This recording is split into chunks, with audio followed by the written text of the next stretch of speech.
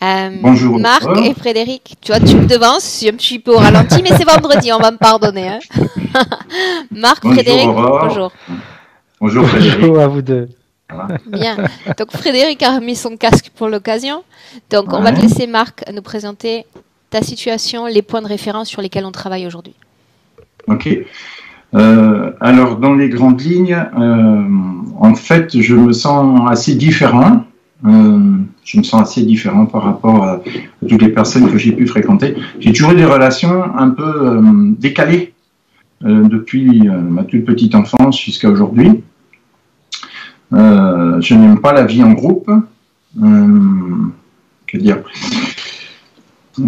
J'ai des souvenirs très anciens. Curieusement, j'ai des flashs d'une vie qui me semble précéder celle-ci. J'ai également, qu'est-ce que j'ai encore?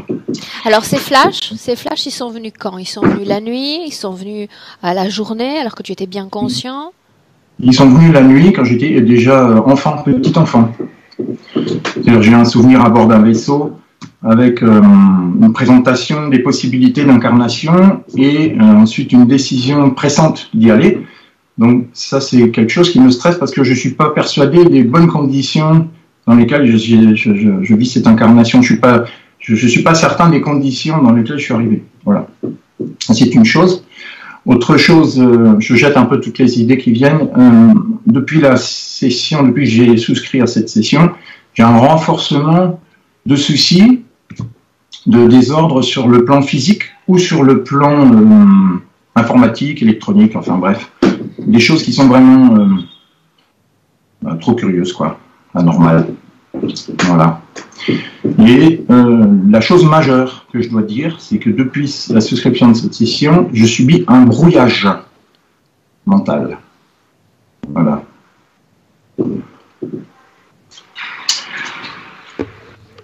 J'ai des sautes d'humeur que j'ai évidemment en vieillissant, j'arrive à gérer de mieux en mieux.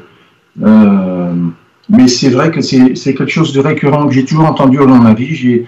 J'ai cette chose curieuse de pouvoir changer d'humeur vraiment sans prévenir, quoi. Voilà. Voilà. Ouais, il y a tellement de choses, je sais plus. Je sais pas si tu as mes points, si tu avais des choses, mais. Exigence avec soi-même. Oui. Ouais.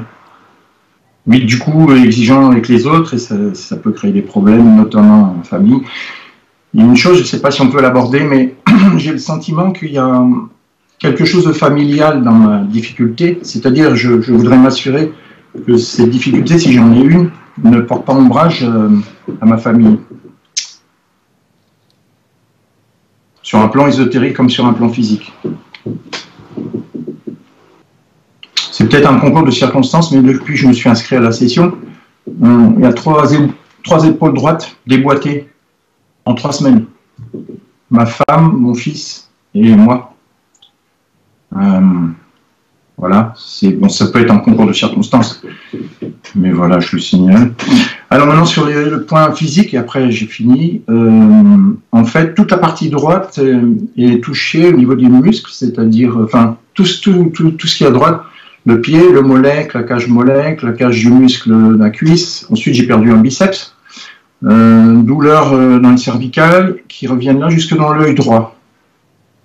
Voilà. Et puis des blocages réguliers du dos, surtout avant de partir voler en parapente. Voilà. En fait, il y a souvent des petits problèmes physiques avant de partir faire une session de parapente. Je pense que j'ai fait le tour de... Tu mentionnais une sensibilité, lumière, Oui. son. Oui. Je suis extra sensible, son, lumière, ouais. Et c'est une difficulté pour moi aussi. Ouais. Parce que je vis en ville, donc là je suis vraiment particulier pour ça, je le vois au contact des autres, c'est que je suis très sensible aux odeurs. Voilà. Extra sensible sur ces points-là. Bien. Est-ce que tu souhaites mentionner autre chose, Marc, ou est-ce qu'on y va? Non, je pense qu'on peut y aller. Bien. Alors, il ne te reste qu'à éteindre. C'est fait, c'est fait. Ok.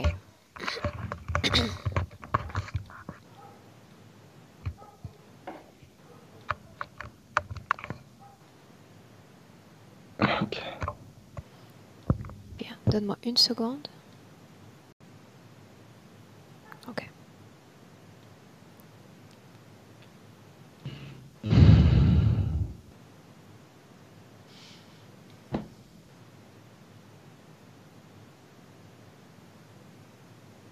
Frédéric, prêt? Oui, Bien. Comment est-ce que tu te sens? bien, bien, bien. Est-ce que je peux savoir pourquoi tu as enlevé ton casque? Non, Non? je plaisante. Ne m'oblige pas à le dire. Non, j'étais mal à l'aise. J'ai eu une sensation de mal-être. Ok. Et j'ai préféré enlever le casque pour pas que ça continue à polluer les sensations que je pouvais avoir après. Bien. À l'instant où je te parle, est-ce que tu as un visuel? Est-ce que tu as d'autres types maintenant de perception? Je sens une oppression au niveau de l'estomac. Comme si c'était une angoisse ou quelque chose comme ça. Bien. C'est là et ça remonte au niveau de la gorge. Ok. Bien. Appelle-le. Marc. Dis-lui de venir.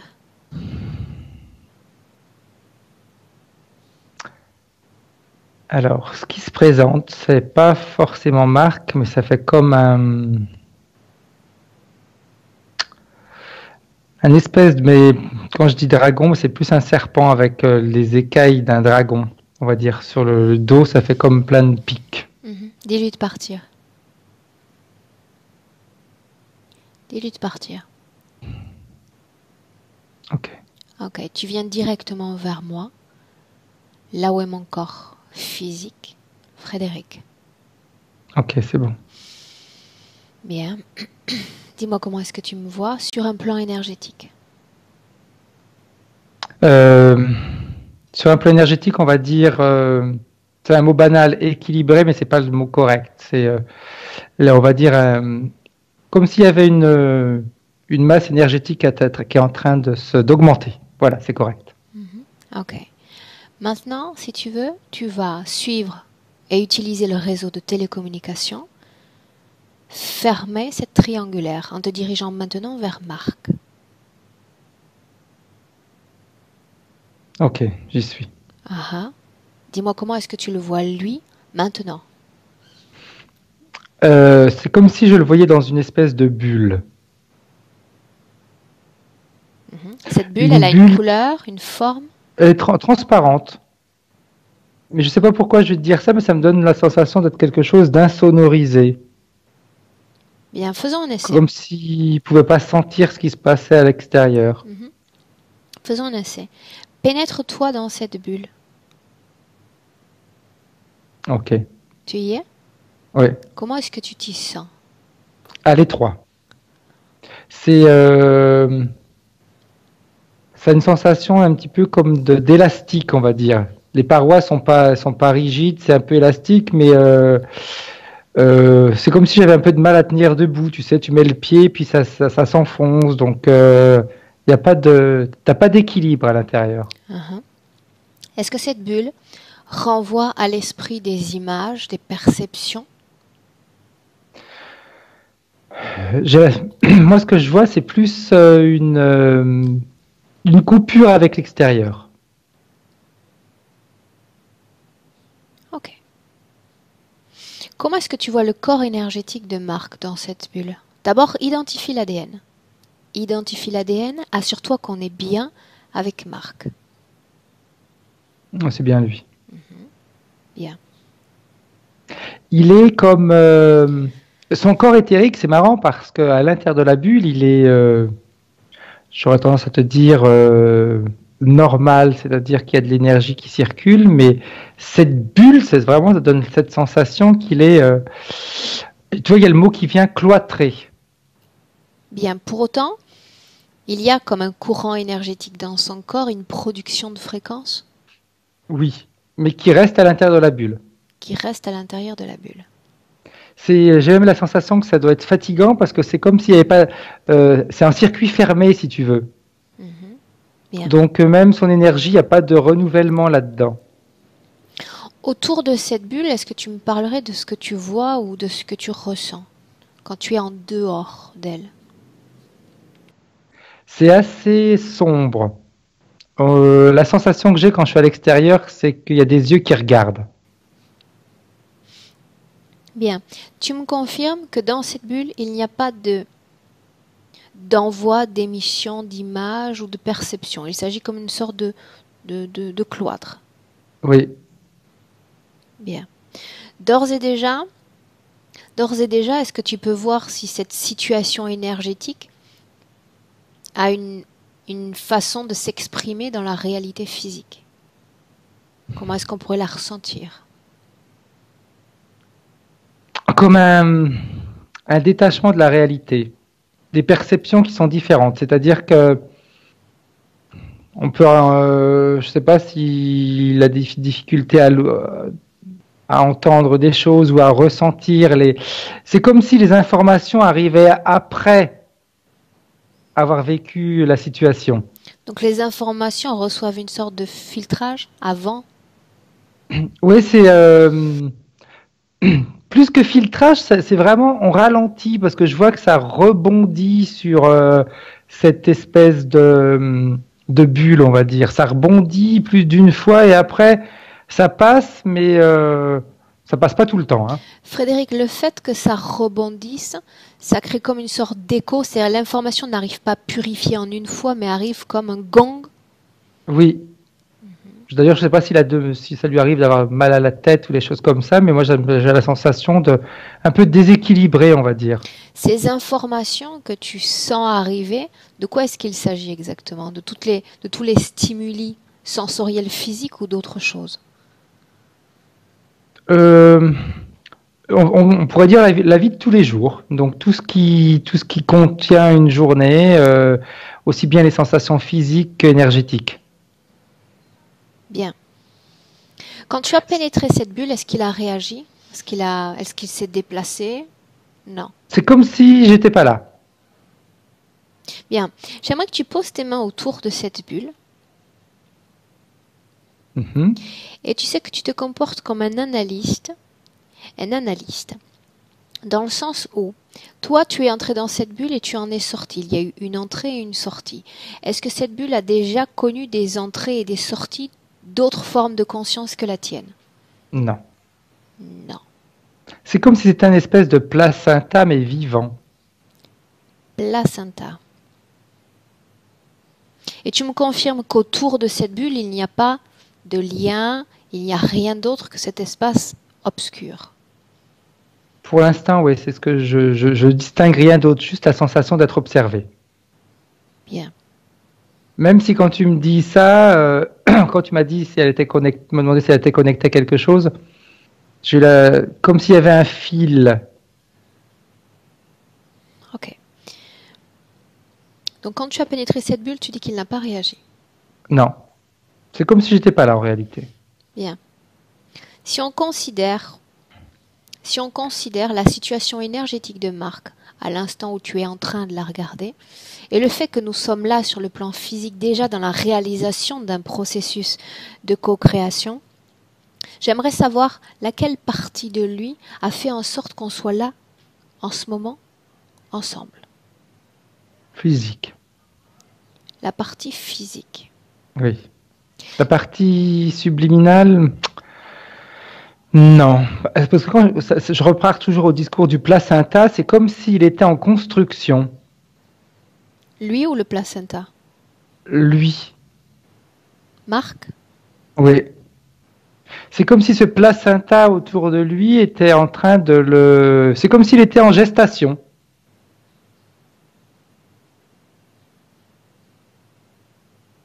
C'est comme s'il était en gestation. Ok. Tes fréquences dans cet endroit, comment sont-elles? Mais quand je suis rentré, dans la bulle, c'est neutre en réalité. C'est pour ça que ça donne vraiment cette sensation de gestation. Il n'y a pas de... Tout se passe dans le placenta, on va l'appeler le placenta parce que c'est la sensation que j'ai eue, tout se passe dans cette membrane. Quand tu dis qu'il s'agit d'une sorte de placenta vivant, qu'est-ce qu'on doit comprendre ou saisir dans ce vivant? Que c'est un... Ce qu'il y a autour de lui, c'est vivant. Il est dans quelque chose de vivant. Bien.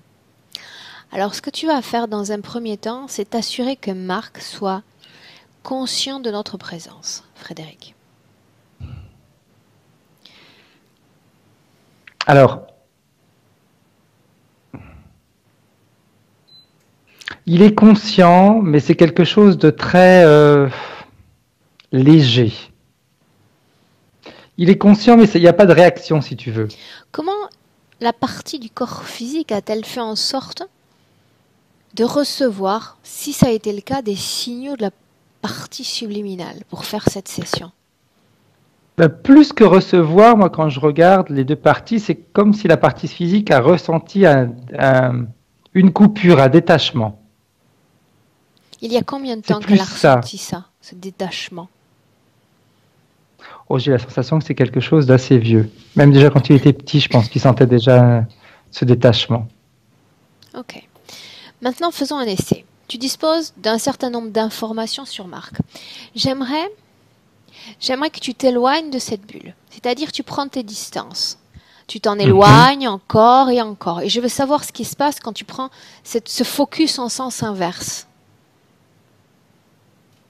C'est comme si, en faisant comme ça, je me retrouve un petit peu dans un univers sans limite, comme dans l'espace.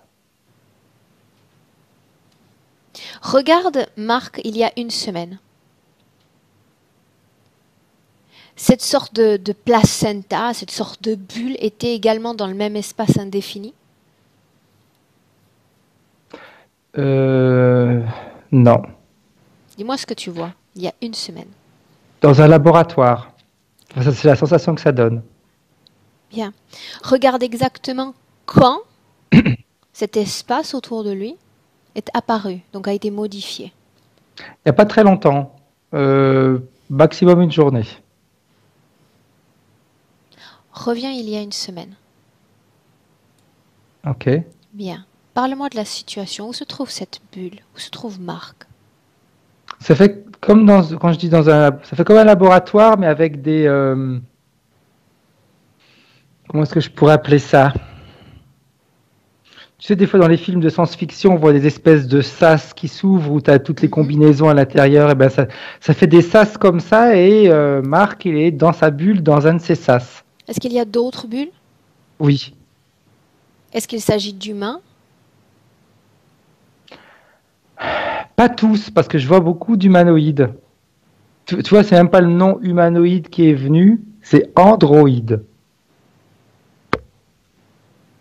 Androïdes, lis leur ADN. Approche-toi. C'est comme si c'était presque des machines, on va dire. Bien. Dans cet espace, comment est l'ADN de Marc? Il n'a pas été modifié, c'est toujours lui? Il n'est pas modifié, c'est tout le temps lui. C'est comme si il y avait toujours cette espèce de placenta et je vois les autres, ils sont dans... Il y a des humains, mais il y a... Oui, je sais pas pourquoi ce mot androïde, je sais pas pourquoi, mais c'est ce qui m'est venu plus que humanoïde. Et c'est comme si c'est un passage de données de Marc à un androïde. Tu vois une connexion qui permettrait le tel transfuge d'informations? C'est avec ces espèces de sas. Tu as cette partie, cette membrane, on va dire, cette placenta, le fil que je voyais tout à l'heure, il est connecté au sas et qui se connecte où il y a cette espèce Moi, je dis androïde parce que quand je vais les voir et que je prélève leur ADN, il y a très peu d'ADN, que ce soit humain ou d'une autre race. Ils évoluent tous dans le même milieu type aquatique? Dans la phase d'apprentissage, oui. D'apprentissage? Ouais. C'est vraiment un discours de, on transfère des données. Donc, tout à l'heure, quand je te disais qu'il était comme si Marc était en construction, en évolution, eh bien, c'est parallèle avec ces androïdes, on va dire. Bien, regarde les autres humains. Est-ce qu'il y en a un d'entre eux qui est arrivé à un processus de fin de cycle, fin de gestation? Non, on va dire qu'il n'y a pas de fin. Tu te rappelles tout à l'heure, je t'ai dit c'est en circuit fermé, mais c'est continuel, c'est-à-dire que je vois plusieurs humains et qui vont être connectés à différents androïdes, mais pas en même temps. À combien d'androïdes est-il connecté dans notre présent? Il est toujours connecté à un, c'est à un à la fois. Un Et à la fois. c'est comme si l'Android, une fois qu'il a collecté, recueilli toutes les informations de Marc, on va le connecter à un autre humain. Et il va prendre les autres informations pour faire ouais, c'est vraiment un mélange d'informations. Quel type un mélange même de d'information comportements. majeure est récupéré sur Marc? C'est plus un discours de sensibilité sur Marc. Exemple? De l'empathie, une sensibilité physique, tout ce qui a trait à la sensibilité. Cette hypersensibilité des sens, est-ce que c'est une de ses caractéristiques ou est-ce que c'est lié à une cause ésotérique? Regarde.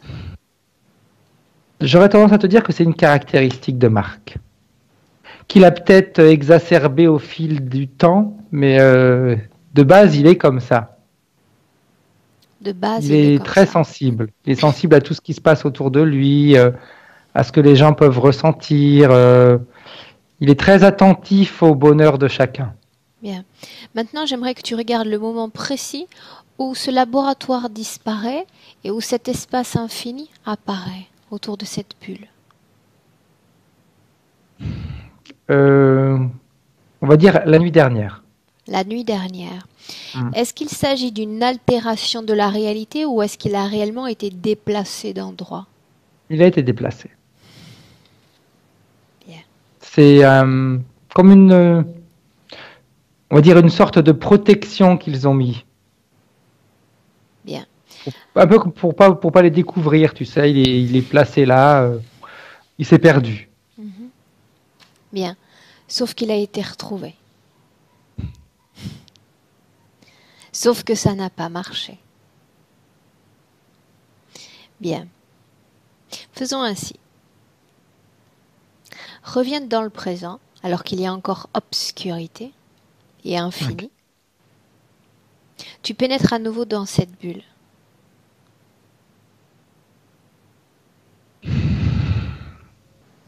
Au sein même de cette bulle, tu crées une communication d'esprit à esprit, télépathique.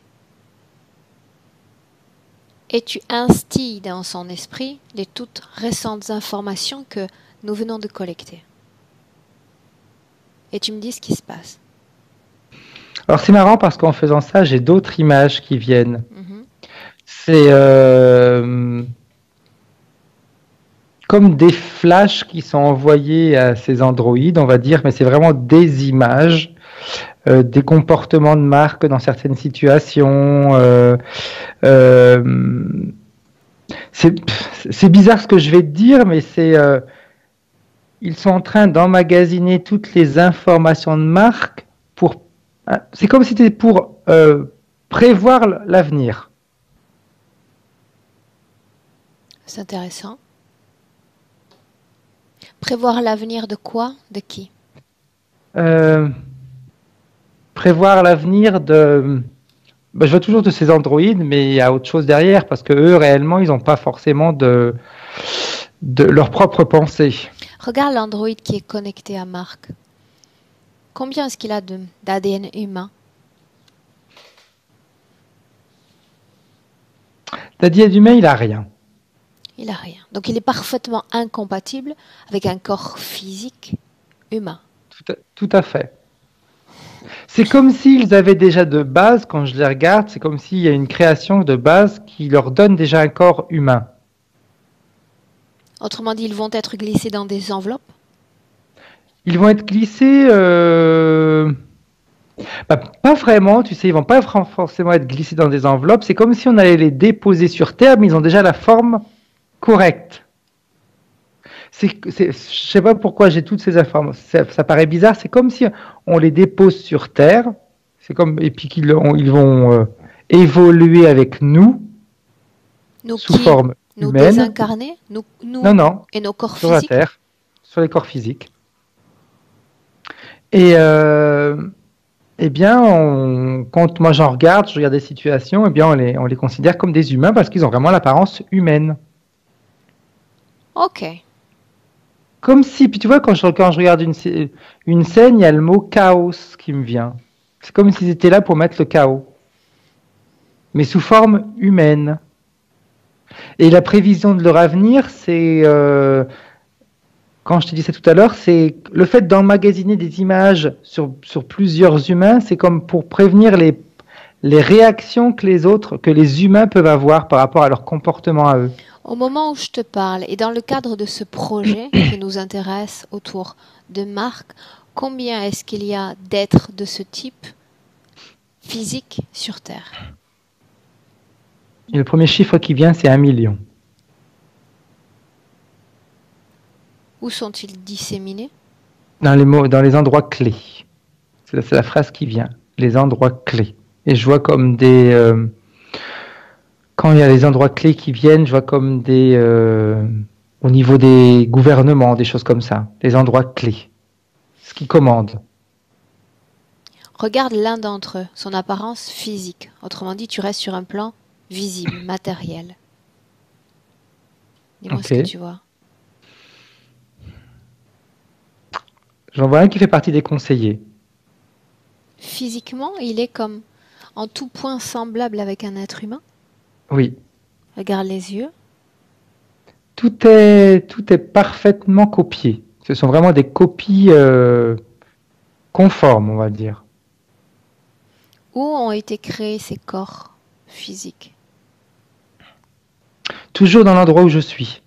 Dans cette espèce de placenta. Quand je disais que c'est un placenta et qu'il y a une création qui se fait, que Marc, je sais plus comment il s'appelle, pardon. Marc était en évolution, eh bien c'est toujours au travers des images et au travers de en réalité, c'est pas Marc qui est en évolution, mais il calque l'évolution de Marc pour cet androïde. Pourquoi aurait-il besoin d'extraire l'information d'êtres humains, peu importe leur degré de sensibilité, s'ils expérimentent déjà sur Terre une confrontation directe avec la réalité physique? Alors, le fait d'avoir, il y a toujours une prévention, c'est pour réussir à avoir des comportements humains. Ils sont obligés de prendre et de prélever des images pour que, on va dire que la machine a un comportement humain. Autrement dit, ils sont préparés à l'avance, mais une fois qu'ils sont sur place, il n'y a plus finalement d'apprentissage? Non, exact. Tout à fait. Alors place, qu'ils sont... Ils sont vraiment là pour après mettre en acte le pourquoi ils sont là. Alors qu'ils sont sur Terre, restent-ils connectés à des êtres humains? Non, ils n'ont pas besoin. Parce qu'ils sont déjà chargés de suffisamment d'expérience. Dans ces expériences, on parle d'expériences physiques, émotionnelles, sexuelles, quelles qu'elles soient? Tout ce qui est attrait à l'humain.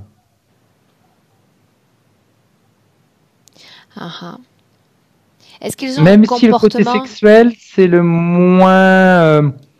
c'est pas ce qui... Je dirais sexuellement, c'est pas... on pourrait même dire qu'ils n'ont pas d'activité sexuelle. Ont-ils des comportements surprenants? Est-ce qu'il y a des éléments qui permettent de les détecter? Ou absolument pas?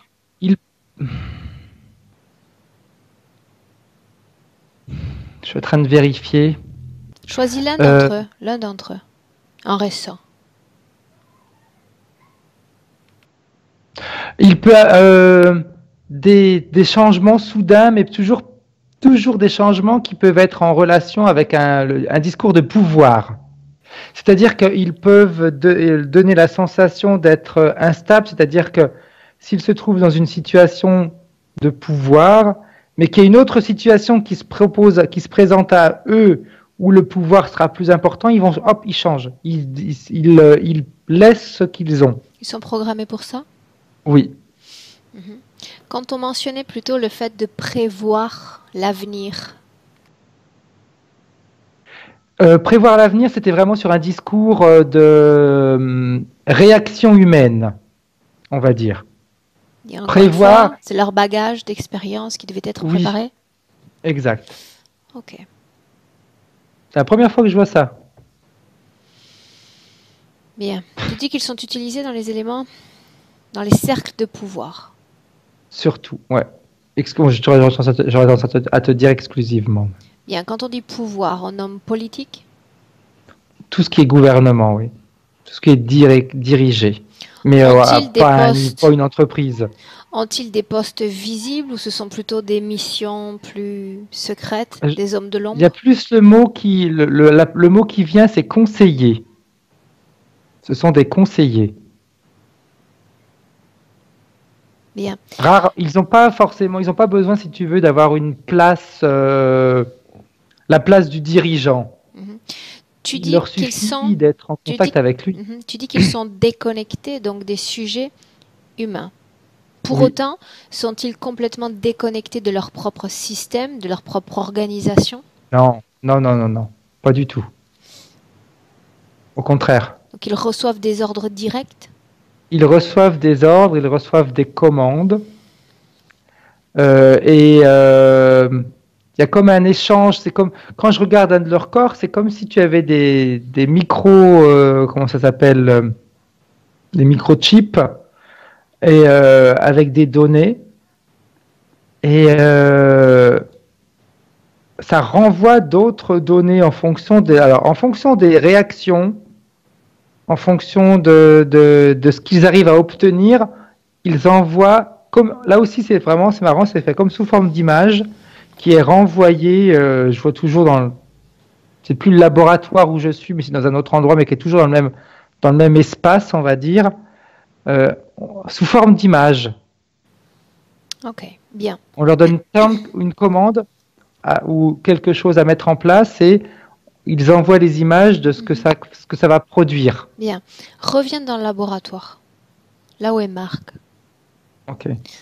Et tu vois, en voyant tout ça, c'est comme s'il y avait... La sensation que j'ai, c'est en faisant comme ça, les entités, parce qu'il y a un discours d'entité derrière, n'ont plus besoin d'utiliser leur propre énergie. Non.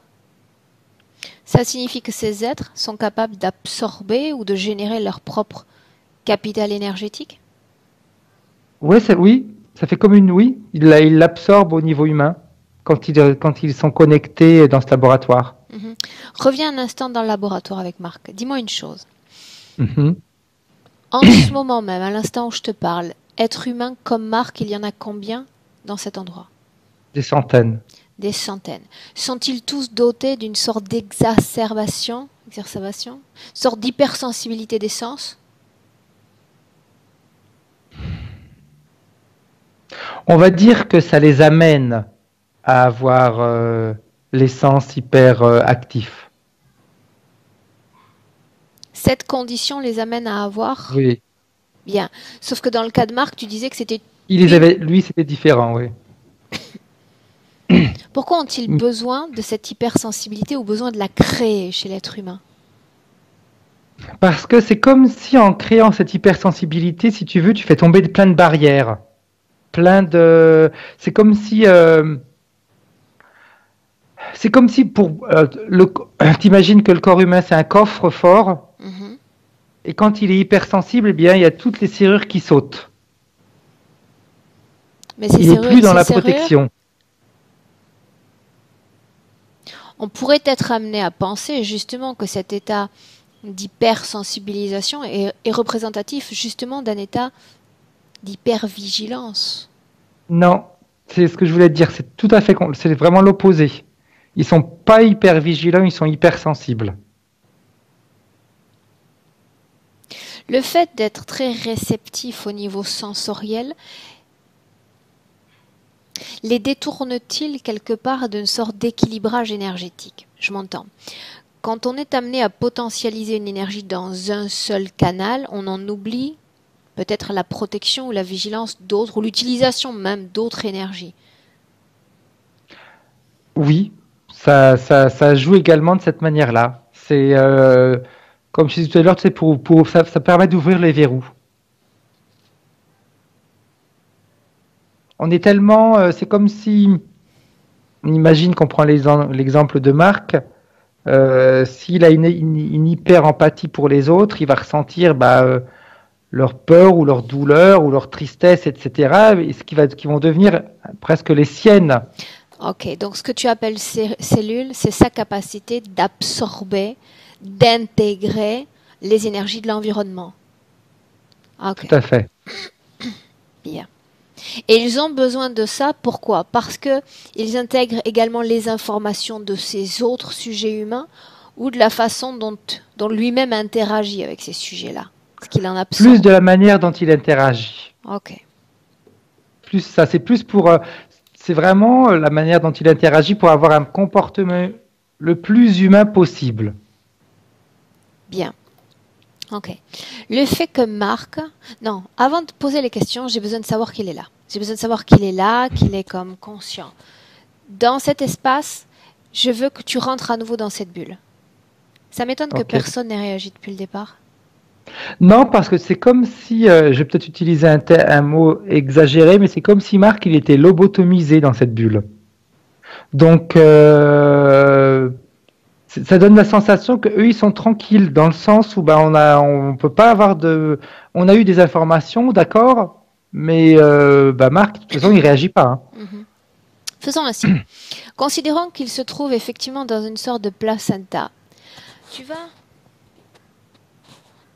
Tu vas jouer sur le même terrain que tu vas créer un instrument qui ressemble à une sorte de piqûre. On va préparer une injection. Mm-hmm. Une injection d'information. Une sorte d'injection plasmatique, quelque chose de blanchâtre, contenant nos informations, le pourquoi de notre venue et tout ce qu'on vient de récolter sur ce qui se passe sur Terre et sur la condition de Marc. Et tu injectes, sans perdre de temps, dans ce même plasma, ce qu'il respire, ce qu'il absorbe. Donc, je ne l'injecte pas directement dans Marc? Non, dans le plasma. Ok. Ça fait comme un nuage qui se crée à l'intérieur. Je veux que tu maintiennes un focus visuel sur lui. Je veux savoir comment est-ce qu'il réagit.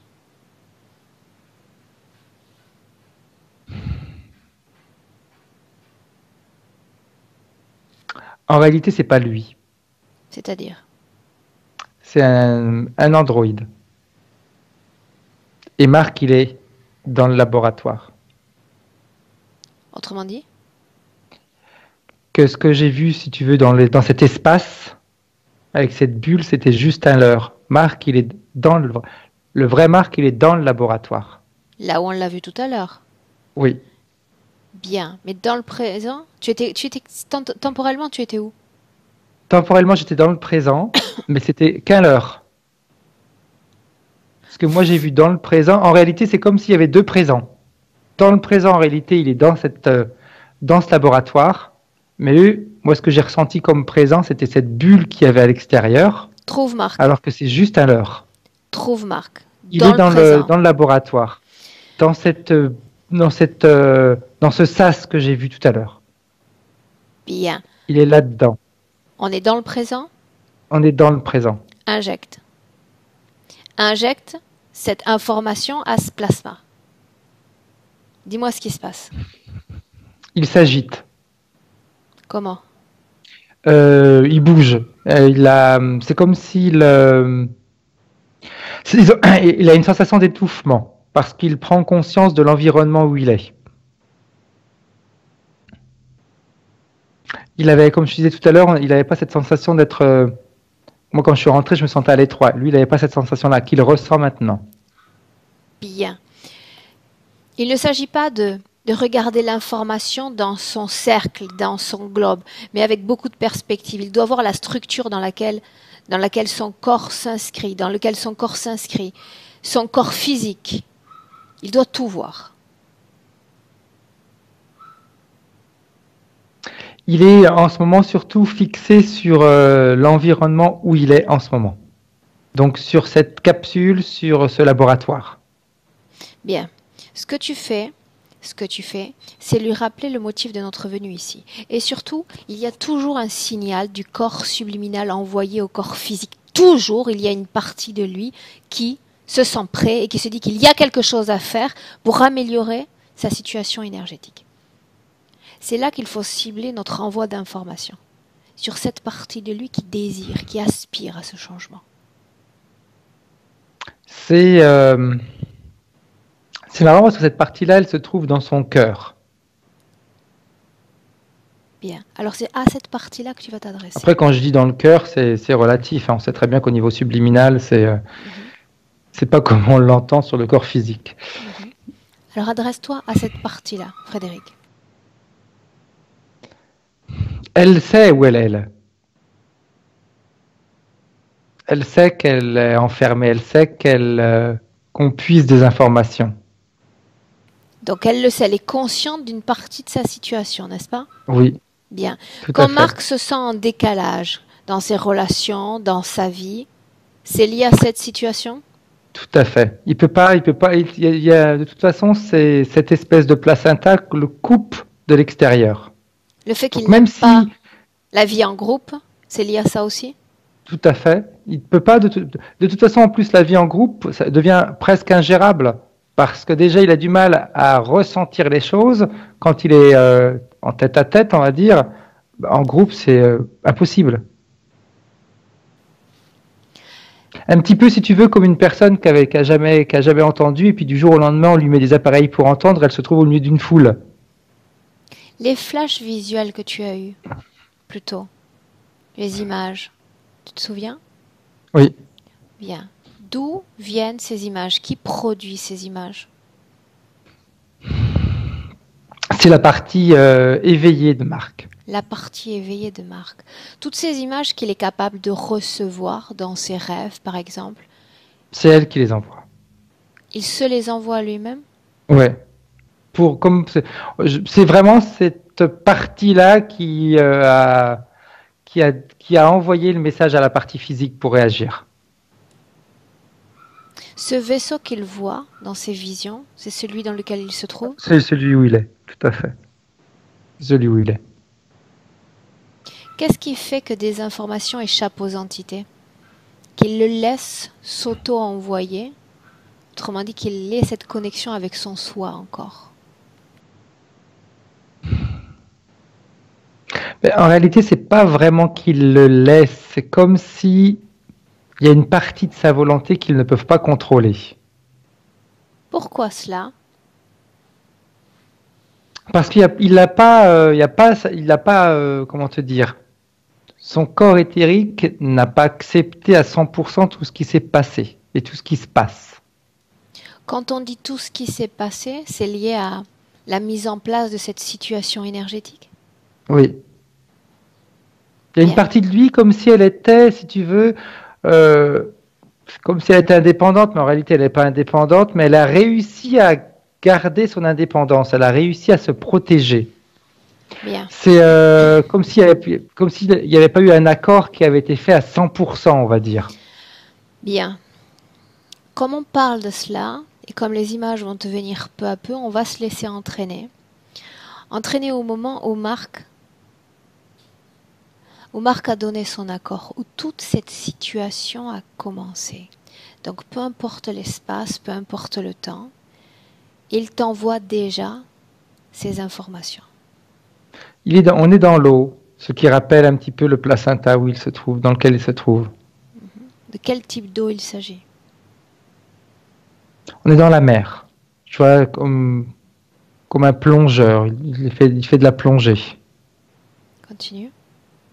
Et Homme, femme? un homme. Un homme. On remonte à quoi on remonte pas très loin, hein, c'est peut-être dans les début des années 1900. Mhm. Près, ouais, 1900, oui, exact. Qu'est-ce qu'il utilise pour plonger? Il a juste. Quand je le regarde, quand je dis de la plongée, c'est vraiment. Mais tu sais comment ça s'appelle, ceux qui le font sans bouteille en apnée. Mhm.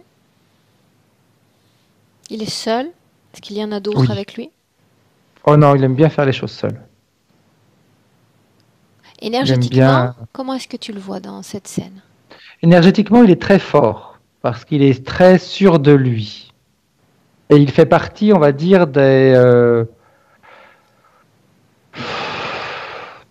on peut dire des pionniers dans cette technique. On se trouve Il a où? réussi à rester sous l'eau. On se trouve. Donc il ne fait pas de la plongée à proprement parler, il est comme apnéiste. Oui, tout à fait. Mais il va très profondément.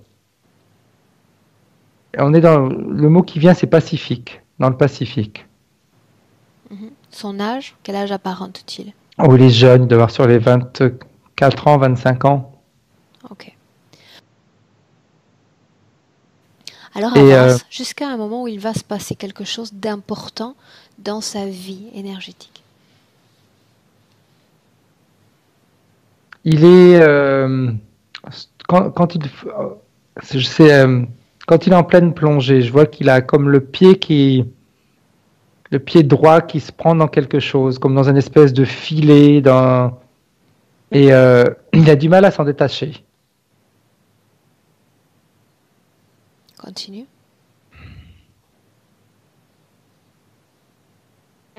Et il sent qu'il commence à manquer d'air. C'est ce que je ressentais tout à l'heure quand j'ai dit que je me sentais pas bien au niveau du ventre et que ça venait au niveau de la gorge, ça montait à la gorge. Et il étouffe. Enfin, il étouffe. Il manque d'air. Ok.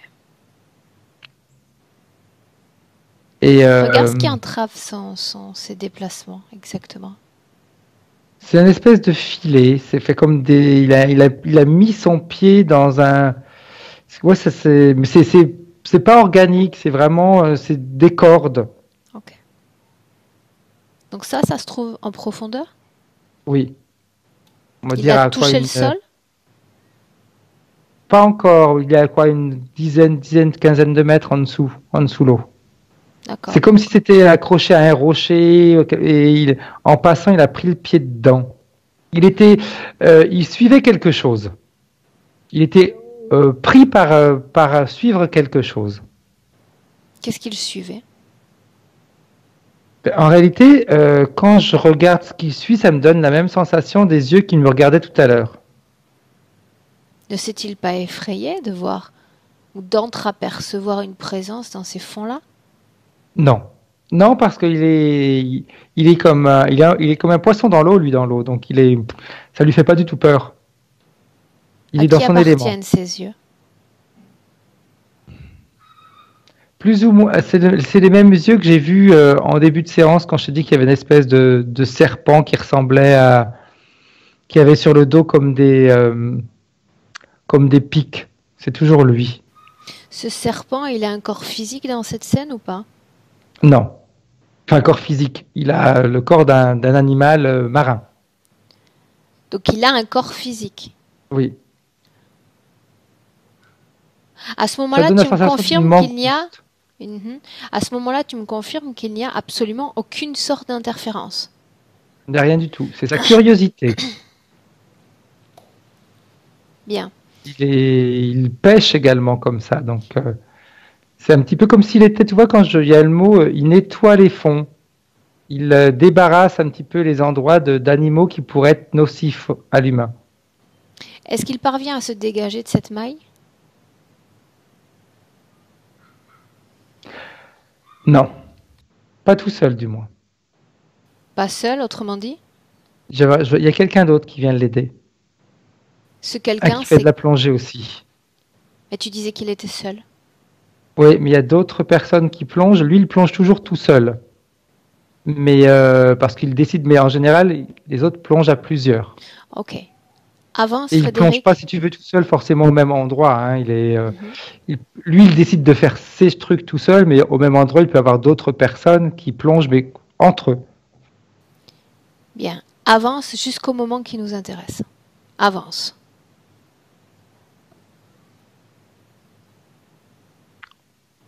Ça me ramène à ces androïdes.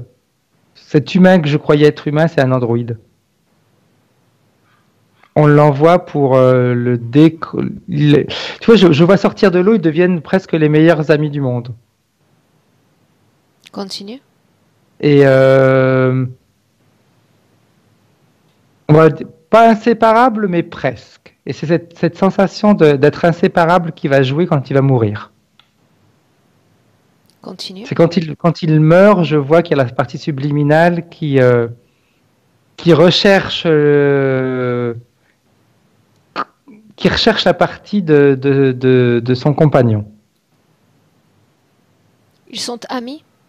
Ils sont amis. Et tu vois, quand il meurt et que là, sa partie subliminale elle se décroche, elle le retrouve de l'autre côté. Enfin, D'accord. Mais on disait précédemment que ces androïdes étaient comme localisés dans les endroits de gouvernement. Donc qu'est-ce que celui-là fait là? À faire de la plongée. Là, on remonte à quelque chose. Je disais dans les années 1900 à peu près. Mhm. C'est comme si tout le mécanisme n'avait pas encore été bien mis, tout n'était pas encore mis en place. Il fallait qu'il pioche, on va dire qu'il trouve des. J'utilisais un mot cobaye, c'est pas très beau, mais qu'ils prennent des cobayes justement pour améliorer la performance de ces androïdes. Mhm.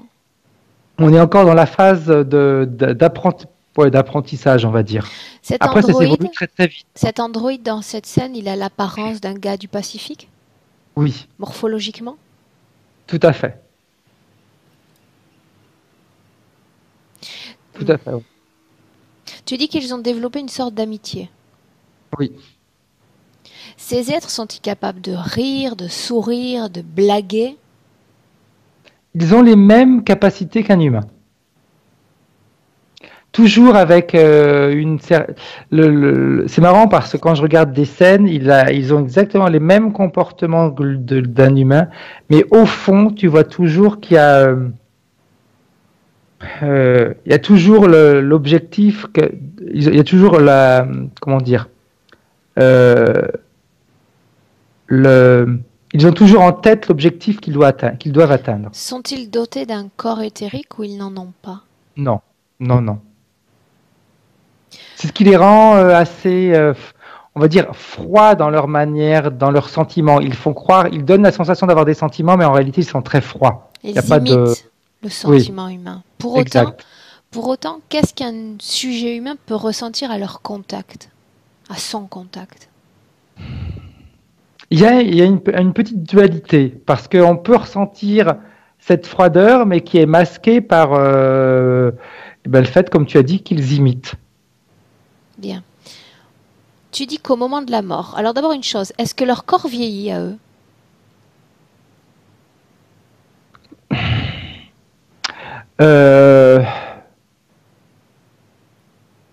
Ils vieillissent, mais c'est comme si...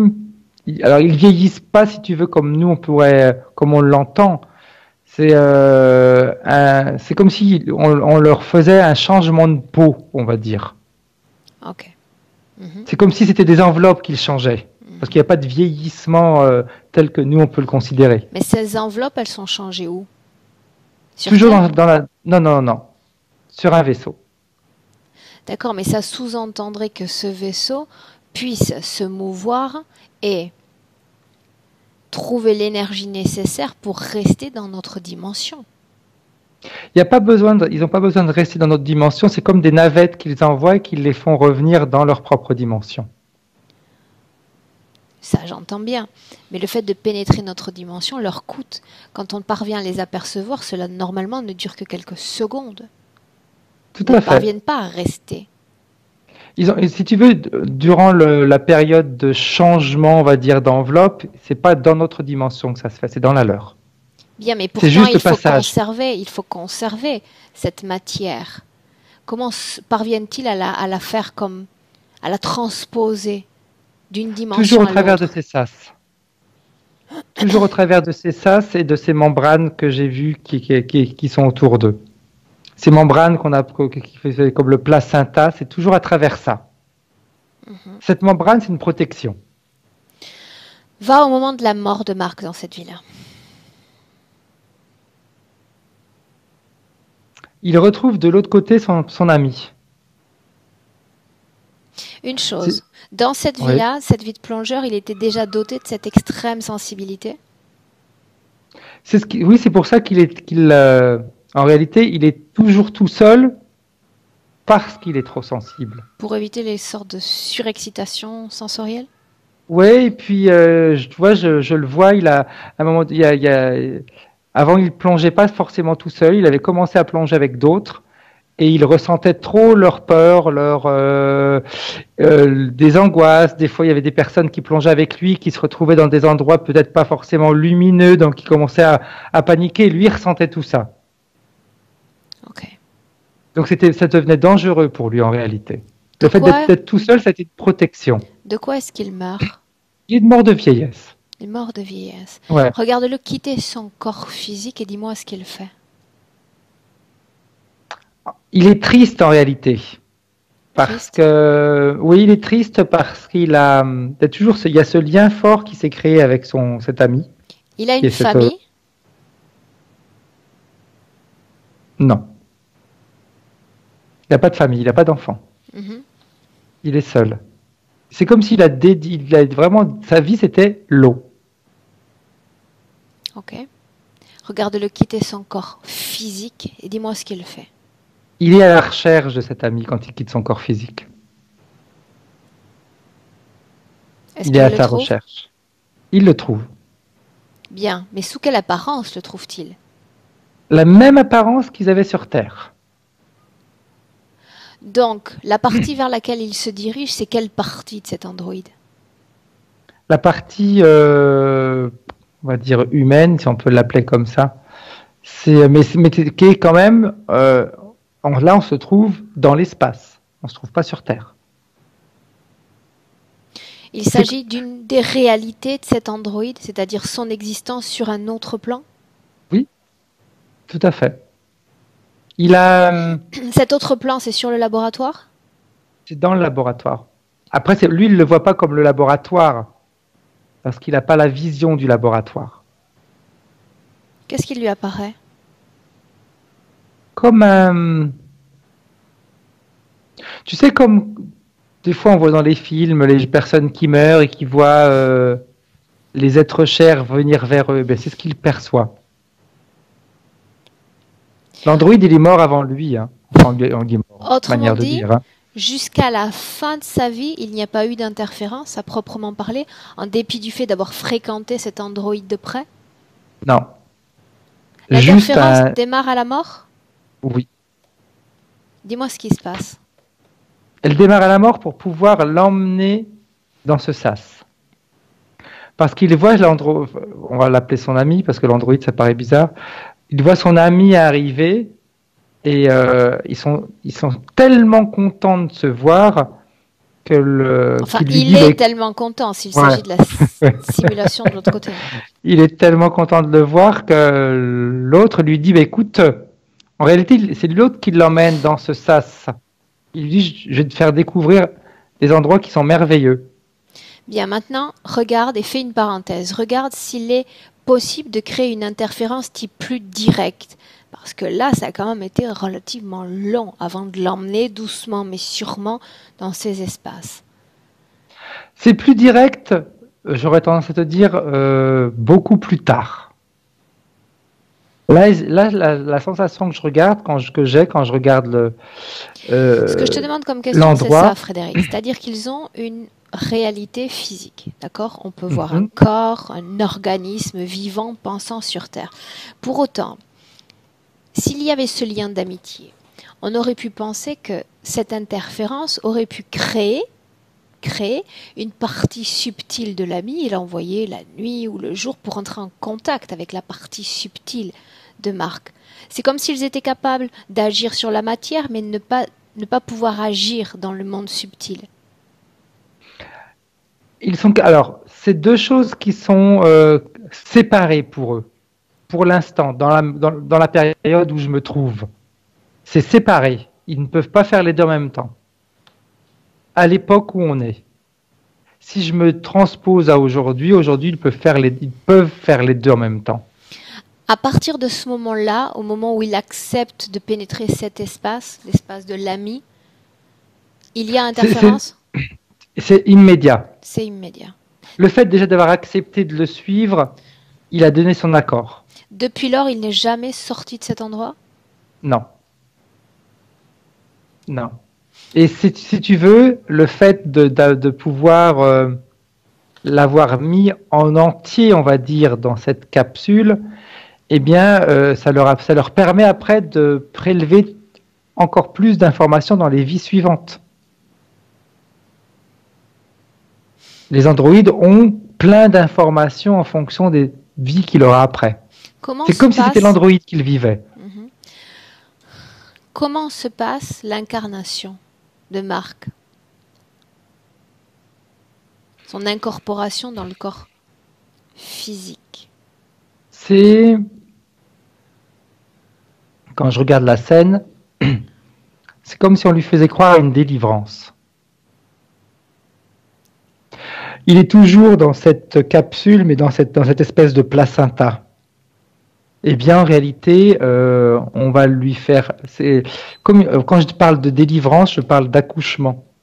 Eh bien, l'intégration d'un corps physique, c'est l'accouchement. Donc, il y a une fin de cycle durant laquelle il finit par sortir. Oui. Pour être... Enfin, il croit sortir. Hein.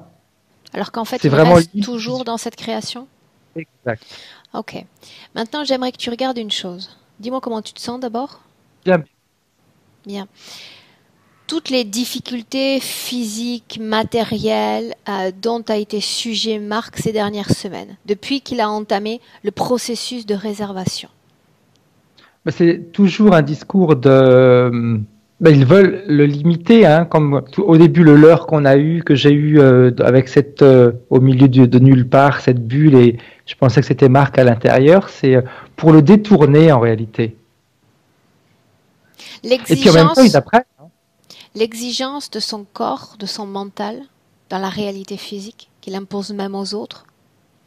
Ah, mais là, c'est eux qui vont... ils le pilotent un petit peu. Piloter, c'est exagéré hein, comme terme.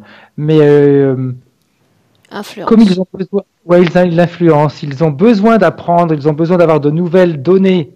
Donc, les vies doivent être différentes. Donc... en ce moment, si par exemple lui il a besoin, tu me dis, de s'imposer par rapport aux autres, etc., eh bien, ça leur permet d'apprendre comment s'imposer par rapport aux autres, comment les autres vont réagir par rapport à tel comportement. Tu dis que quand l'information est relayée à un androïde, l'androïde est déconnecté du sujet humain. C'était bien ça? Disons que quand ils ont, c'est comme à partir d'un moment où ils décident qu'ils ont prélevé suffisamment d'informations, il est déconnecté. Bien. Pour autant, combien de fois durant cette vie de Marc a-t-il été comme connecté à un androïde puis déconnecté ensuite? Oh, plein de fois. Je suis en train de regarder si j'ai un chiffre qui... On me dit, le chiffre qui vient, c'est 10. Au moins 10 fois. 10 fois. Bien. Regarde une chose.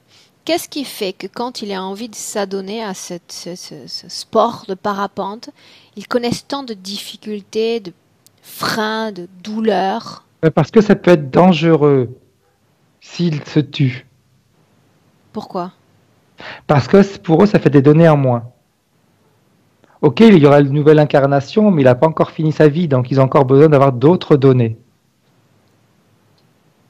Ils peuvent l'utiliser, le réutiliser par la suite.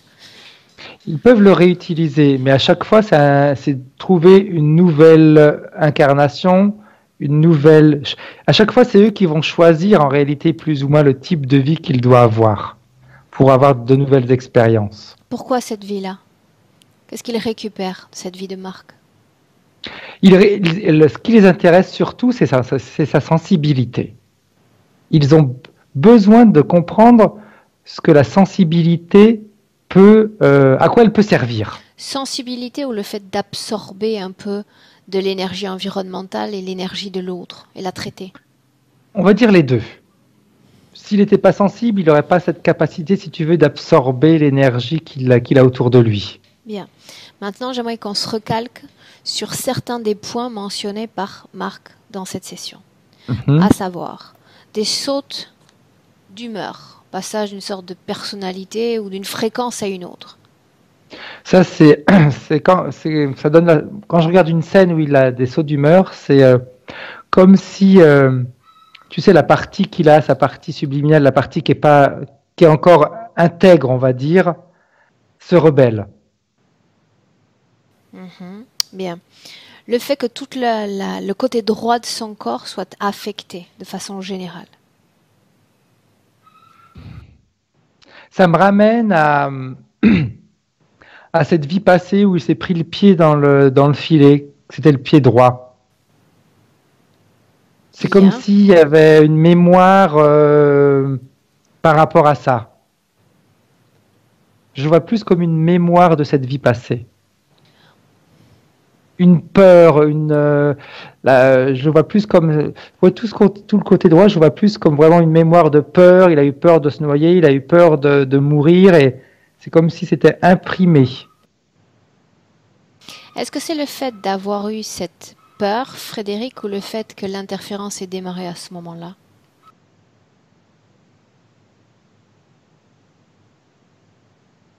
Plus le fait que l'interférence ait commencé à ce moment-là. Donne-moi une seconde. Tu attends? Oui. Bloque toutes les Oui. scènes.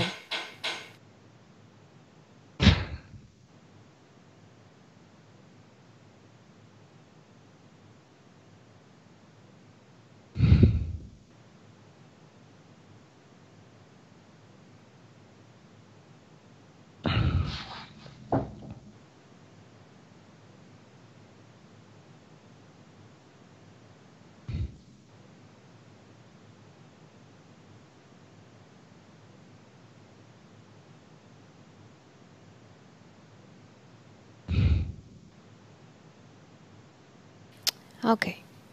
Dis-moi comment tu te sens? Il risque d'avoir un peu de bruit à côté. Ouais, je te disais, c'est plus le discours c'est plus le fait que ce soit à ce moment-là que l'interférence a commencé. C'est marrant parce que quand tu me dis ça, la sensation que j'ai, c'est comme si, en réalité, les douleurs qu'il peut ressentir du côté droit, c'est comme si c'était toujours cette partie de lui qui n'est pas interférée, qui lui envoyait des messages. Voilà, c'était ça justement. C'est normalement comme ça que ça se caractérise quand une partie du corps prend le dessus sur une autre. On s'auto-envoie des signaux quelque part. C'est vraiment ça. Bien. Est-ce que cette situation, d'une façon ou d'une autre, a comme affecté la famille? J'aimerais comprendre pourquoi les membres de cette famille ont souffert de ce déboîtage d'épaule pratiquement dans le même délai. Ben parce que de toute façon, lui, il a... c'est un petit peu comme si c'était pour prévenir tout le monde. Alors, c'est comme si sa partie subliminale communiquait avec la partie subliminale des membres de sa famille. Celle qui toujours la partie intègre. Hein. Le fait qu'il absorbe ces fréquences, ces informations des autres, lui permet aussi d'utiliser cette même couche pour renvoyer ces informations aux autres? Non. Non. Non, il est dans une condition où c'est compliqué de renvoyer aux autres l'information. Ok. Partant du principe qu'il y a énormément d'informations, de plasma dans lequel il baigne, on va faire un essai. J'aimerais qu'on bénéficie de cette plongée nous aussi. Si l'eau est un élément qui ne t'incommode pas, le fait de vivre à ton tour cette plongée à ses côtés. C'est très représentatif de l'ambiance hypnotique. En plus, le fait de plonger, d'entrer dans ses profondeurs, respiration. Il se sent chez lui. Bien. Il est vraiment chez lui. Alors on le rejoint chez lui.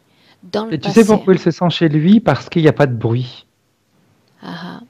Il n'y a pas de bruit. Et comme on parlait d'hypersensibilité, eh bien, tout ça, c'est comme s'il était dans un monde feutré. Bien, regarde une chose et confirme-moi. Alors qu'on est dans cette eau, on est dans cette tranquillité, toute cette hypersensibilité est une caractéristique de Marc. Oui, tout à fait. Bien. C'est ça, c'est vraiment lui. Ça n'a pas été induit, ça n'a pas été quelque chose qui... c'est lui. Bien. Alors dans cette eau, c'est dans cette eau que tu vas transmettre tout ce qu'on sait, tout ce qu'on a collecté qui n'est pas manipulé, souillé par l'interférence en place. La réaction qu'il a, c'est marrant, hein, il ressort de l'eau à toute vitesse, c'est comme s'il allait prendre une grande respiration. Donc il ressort de l'eau? Alors, quand je dis ressort de l'eau, c'est comme si, tu sais, il y a une partie de le haut de son corps qui sort de l'eau pour prendre une respiration et pour replonger. Bien. Il reste toujours, parce qu'on est loin, hein, on est au large, on n'est pas Bien. sur la côte. Tu sais que ce qui m'intéresse, c'est savoir la façon dont il absorbe, la façon dont il traite les informations que tu mets à sa disposition. Ben, quand je vais passer tout ça, c'est marrant parce que tout de suite on s'est redéplacé, tu sais, quand il y a eu le pied qui était pris dans le filet. Et c'est là qu'il est sorti de l'eau. Il s'est dégagé tout seul. Où est l'autre? Celui qui devait être là? Celui qui devait être là, je le vois sur la rive. Il nous regarde de loin. Qu'est-ce qui fait qu'ils ne sont pas capables d'anticiper le futur? Parce qu'ils n'ont pas eu les données de Marc. À partir du moment où ils ne sont pas, si tu veux, connectés à la personne, ils ne peuvent pas anticiper. Bien. Il faut qu'ils prélèvent d'abord sur Marc les informations pour pouvoir après anticiper sa manière de faire. Bien. Marc est déjà en train de modifier son espace-temps, est déjà en train de modifier sa réalité éthérique. Avant qu'elle ne soit totalement modifiée, avant qu'elle ne disparaisse complètement, je veux savoir quel type d'entité était responsable de telle création organique terrestre. C'est un reptilien. Quand je t'ai dit que je voyais un espèce de serpent... Regarde le haut de la hiérarchie. Le haut de la hiérarchie, c'est toujours reptilien. C'est toujours ça. C'est toujours vraiment... tu vois, quand je regarde la scène en entier, ils ont vraiment créé ces espèces d'humanoïdes, androïdes, pardon, pour faciliter leur travail. C'est vraiment faciliter leur travail. Je suis surprise parce que on connaît l'appétence de cette entité pour les fréquences de colère, de rage. Ils aiment baigner dans les univers de disputes, de guerres, de troubles civils. Et là, il ne s'agit quelque part que de placer des éléments au pouvoir pour provoquer, pourquoi pas, ce genre de meute ou de guerre. Okay. Parce que quand ils sont au pouvoir, si tu veux, après ils leur envoient les informations. Okay. On a vu ça tout à l'heure, que quand ils avaient qu'ils étaient au pouvoir ou comme conseillers, après ils reçoivent les informations pour avoir un certain comportement. Ils vont pas faire passer des informations qui peuvent créer justement ou des émeutes. Bien. Rentre pas là-dedans. S'il est déjà en train de modifier sa réalité, je veux qu'on reste avec lui et qu'on apprécie, nous également, les changements, la façon dont il recrée d'autres conditions énergétiques. Dis-moi ce qu'il fait en ce moment même. En ce moment même, sincèrement, je vois pas grand-chose parce qu'il est tellement lumineux que... Pardon, quand je dis en ce moment même, ça sous-entend que tu es revenu dans le présent ou on est toujours sur cette berge? Non, on n'est plus dans cette berge, je suis avec sa partie subliminale dans le présent. Ok, bien. Alors voyons voir s'il est réactif, pro-réactif. Dis-lui de t'envoyer en image son processus de traitement de l'information, son changement de volonté sur un point spatio-temporel. Et tu regardes comme un château de cartes tout ce qui se passe jusqu'en 2019. Qu'a-t-il fait? Ça a été très simple en réalité. À partir du moment où il a pris conscience que c'était au moment où il a mis le pied dans le filet que quelqu'un est venu l'aider, eh bien, quand j'ai vu l'autre sur la berge, en réalité, là, il me montre en détail, il a refusé l'aide. Il a refusé l'aide et en refusant l'aide, c'est comme s'il avait, il a reconnu ses capacités. Il peut se débrouiller tout seul. Et c'est ce qu'il a transmis à toutes les vies qu'il a eues après. Je peux me débrouiller tout seul. Tout seul, ça ne veut pas dire être isolé des autres. Ça veut dire ne pas... alors, je vais utiliser un terme, ne pas demander d'aide, mais c'est même pas ça. C'est trop exagéré, ne pas demander d'aide. Être autonome, demander tout simplement. Autonome. Voilà, exact. Être autonome, tout à fait. Tout à fait. Et c'est ce qui fait que tout va se déclencher jusqu'à aujourd'hui. Cette autonomie, eh bien, ça va lui éviter de tomber dans d'autres interférences. Bien. Dans le présent, maintenant qu'il vient de processer l'information et que sa volonté a un impact sur son présent, regarde son corps énergétique de l'intérieur, fais un scan de haut en bas, et dis-moi comment est-ce que tu le vois de l'intérieur? Alors, il faut que je lui demande de moduler sa fréquence, parce que je vois, c'est éblouissant. Élève ta fréquence. Place-toi à sa fréquence. Ok. Il est, il est lumineux de la tête aux pieds, en réalité. On voit que ça, c'est que ça fait comme... il est tellement lumineux, ça fait comme des flammes, tu sais, mais c'est de l'énergie, hein. Mm-hmm. Ça fait comme des flammes qui sortent de son corps. Et j'ai la sensation, en regardant tout ça, en réalité, il a de belles capacités. De quoi est-ce qu'on parle? Des capacités sensorielles. Mm-hmm. Bien.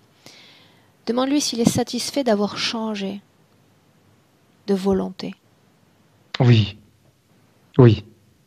C'est comme si même, tu vois, c'est comme s'il avait presque, on va dire, oublié ce qui s'était passé. Bien, c'est souvent le cas. Il l'a pas vécu. Quand une information est processée et intégrée, c'est souvent le cas. C'est-à-dire, c'est là, mais c'est comme un souvenir. On l'a intégré comme une expérience, on passe à autre chose. Donc c'est mieux au final. Bien. Tu vas lui demander maintenant de laisser tomber ce passé et de se projeter dans le futur. J'ai besoin de savoir comment est-ce qu'il métabolise maintenant cette énergie, comment est-ce qu'il l'utilise dans le présent, dans le futur. Alors, il l'utilise déjà avec une certaine... il y a deux termes qui vont se contredire, c'est avec une certaine force et une certaine souplesse.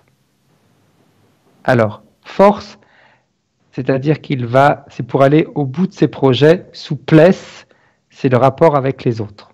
Au début, on avait dit qu'il avait tendance un petit peu à s'imposer, hein, et là, ça va être différent. Ça va être dans la souplesse. Mais la force, c'est aller jusqu'au bout. Je vais plus m'imposer comme avant, mais je vais quand même aller jusqu'au bout de mes idées.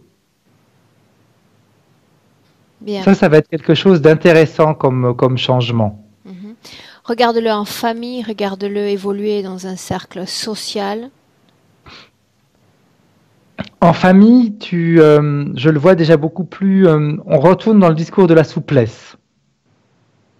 Il va être plus souple, plus attentif, c'est pas le terme correct, parce qu'il était déjà attentif, mais il n'était pas attentif, on va dire, dans la bonne manière. Il est attentif, mais ok, toi tu n'es pas d'accord avec ce que je disais, mais je m'en fiche, c'est moi qui ai raison. Là, il va analyser. Tu n'es pas d'accord avec moi? Ben, on a peut-être raison tous les deux. De souplesse. Ok. Bien. Sa santé? Physiquement, il y aura toujours un discours de... Mais tu vois, je pense que ça va être... Quand je regarde la situation, c'est positif. C'est comme si à chaque fois qu'il peut avoir une douleur sur le côté droit, eh bien, c'est comme sa partie subliminale a quelque chose à lui transmettre. C'est pas forcément parce qu'il y a un danger, hein, mais c'est qu'il y a une information à avoir. Bien. Demande à Marc s'il a un message, un dernier message à transmettre à sa partie physique. Elle a envie de lui dire arrête avec ton passé. arrête de te projeter en avant en regardant ce que tu as fait dans ton passé. Projette-toi dans ton présent et non en avant. Ça, c'est la clé. C'est vraiment une des clés. Projette-toi dans ton présent. Bien. Demande-lui s'il se sent prêt. S'il se sent prêt pour suivre sa route. Créer. Oui, lui, il a déjà... Bien. Et c'est marrant parce que même tout à l'heure, tu sais, quand tu m'as demandé par rapport à sa famille, eh bien, c'est comme si la partie subliminale avait déjà commencé à passer des informations à sa famille. Ok. C'est vraiment la sensation que j'ai eue. Bien. Frédéric, je compte de 1 à 3. Il est déjà dans son espace, il est déjà comme extrait de cette co-création. Je compte de 1 à 3. 3, tu es toi parfaitement de retour dans le présent. Prêt? Oh oui. Bien, à 1, Frédéric, tu te déconnectes complètement de tous, complètement de tout. Déconnecté. Tu respires profondément. Tu chasses de ton corps tout ce qui ne t'appartient pas. Tu laisses tout derrière. Et tu renouvelles tes fréquences, nouvelles bases, nouvelles conditions fréquentielles. À 2, tout commence comme des papillonnements légers dans le corps. Quelque chose de très léger, de très aérien. Et les fréquences augmentent encore et encore. Comme un souffle de plus en plus puissant. Tu modules la valeur de tes fréquences à ton niveau idéal. Et à 3, bienvenue dans le présent. Frédéric. Hop là. Comment est-ce que tu te sens? Bien. Physiquement? Oui, bien, bien. Ok. Marc, je te laisse revenir. Je suis revenu. Bien, on t'entend. Oui, je t'entends bien. Marc? Un mot? Oui, je suis super impressionné. En même temps, l'eau, ça me parle énormément. J'ai toujours, dès que je suis à 1 mètre sous l'eau en apnée, j'ai l'impression de me noyer. C'est vraiment quelque chose de très très fort. Et en plus, j'ai le sentiment de m'être noyé dans une vie avant. J'ai vraiment c'est ça en moi. C'est très très fort. Très très fort. Donc j'adore tous les sports nautiques sur l'eau, mais dessous, je suis pas du tout à l'aise. C'est pas mon truc. Comment est-ce que tu te sens, toi, physiquement, en sortant de la session? Je me sens apaisé. Je sens du calme. C'est tout ce que je peux dire pour l'instant, mais c'est bien suffisant.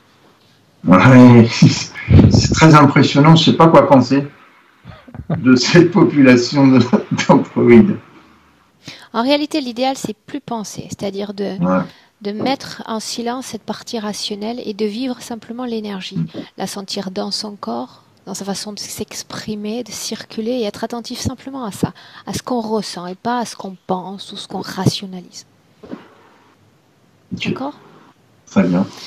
Bien. Marc, cette session, est-ce qu'on la partage? Est-ce qu'on la maintient privée? Mais non, on la partage avec grand plaisir. Et puis on est vendredi, donc on ne peut pas la flouter. Tu me fais gagner 2 heures sur le week-end, c'est fantastique. C'est pour ça que j'ai pris ça un vendredi, comme ça j'étais certain de la laisser en clair.